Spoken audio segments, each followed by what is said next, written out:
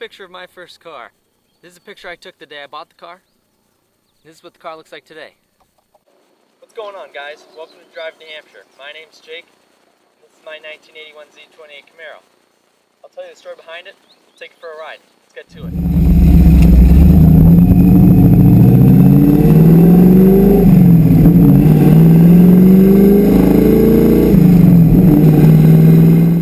Get out and dry off the windshield because it is a rainy day here in New Hampshire, and my windshield wipers decided that today was the day they're not going to work.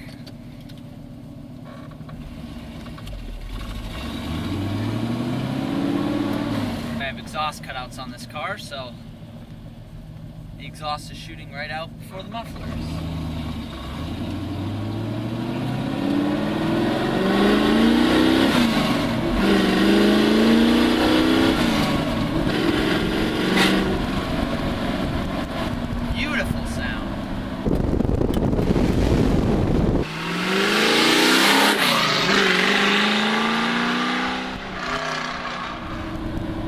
So I'll tell you a little backstory behind the car. Bought it when I was 15 years old. I wanted a little project to work on with my dad. I was originally looking at a 1986 Camaro. It didn't have a motor. I had a motor to put in it.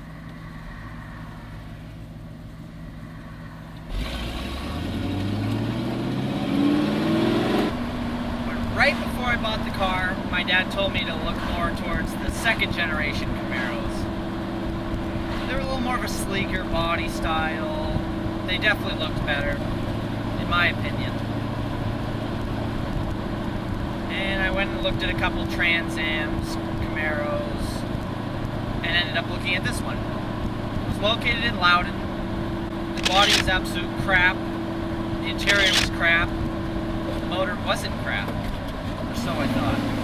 The guy I bought it from told me it had a 383 stroker in it, 430 horsepower. Took me for a test drive in it. It was absolutely insane. Fastest thing I had ever been in. Made a great sound out the exhaust. I loved it. I was hooked. I wanted the car. It was a 4-speed manual that I wanted. It was really all I was looking for at the time was a V8 with a 4-speed. Could have cared less about the power door locks, power windows, T-tops.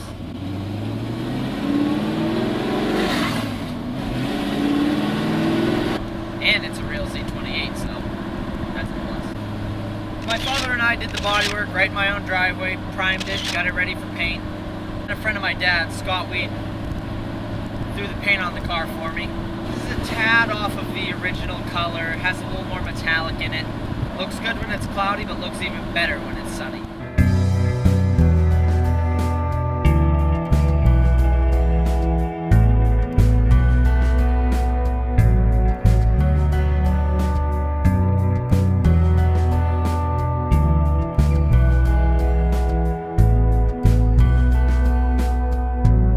So after the car got painted, I drove it around for a year. The motor was right. You could tell something was always a little off with it. I was no mechanic by any means, so I had no idea what the problem was. Saved up and I bought an interior kit for it. This is what the original interior is supposed to look like. Dark blue vinyl on the outside with cloth inserts.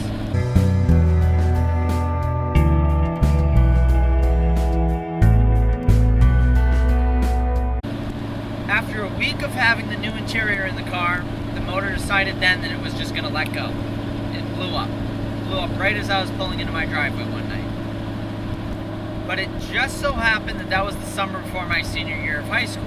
And at the high school that I go to, you need a thing called a senior project, which is like 40 hours. You have to do something that you're interested in and blah, blah, blah. But I needed a motor.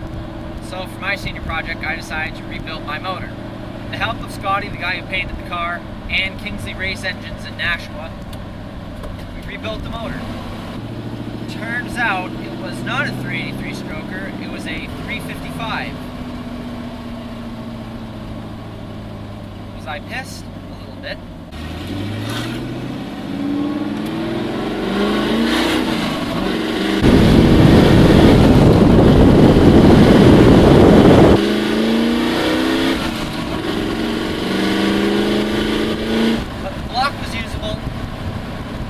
I decided to rebuild the 355. The more we pulled apart the old motor, the more we found out how fucked it was. It was a mess. So as I rebuilt it this time, we aimed a little more towards reliability. I want something that I could get in, start, drive wherever I needed to go, have it not break on me, be able to shut it off, go somewhere, let it sit for a little while, come back, start it up again, and go home. And that's just what I got. This motor's beautiful now.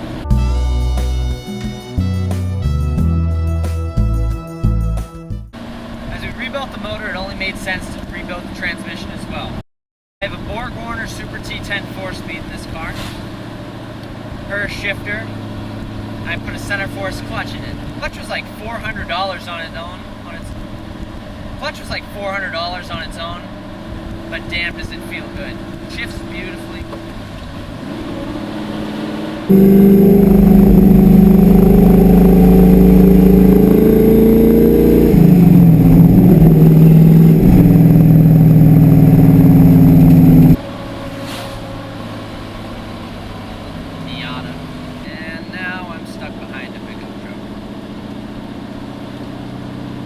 Now on this beautiful curvy road, I'm stuck doing 28 miles an hour behind a pickup truck.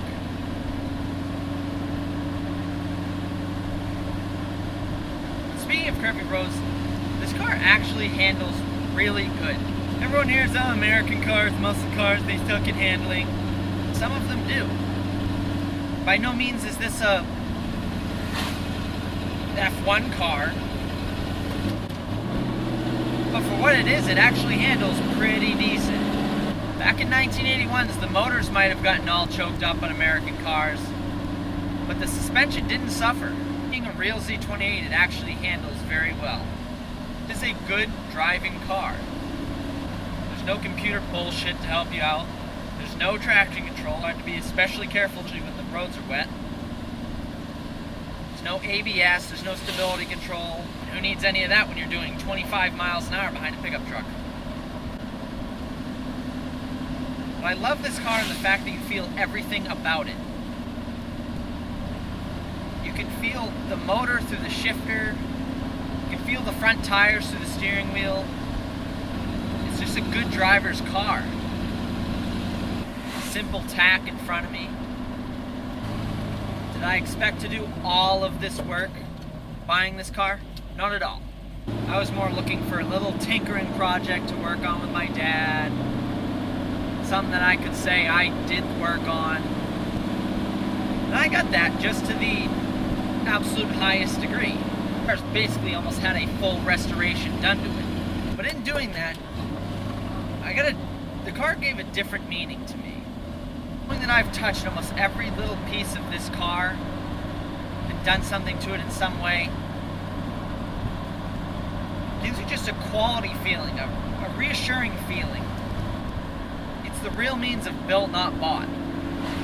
What do I have planned for this car in the future? I've always liked the idea of like a road racer, like a road rally race car. So eventually I would like to do coilovers, get rid of the back seat, race seats up front, half cage.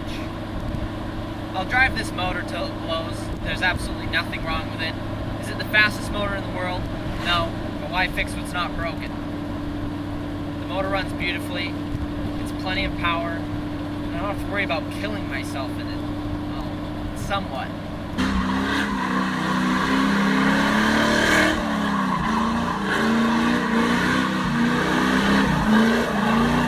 If you like this video, keep tracking around my channel. I'll be uploading all my progress as this car goes on. Give it a thumbs up if you like the video. Have a good day.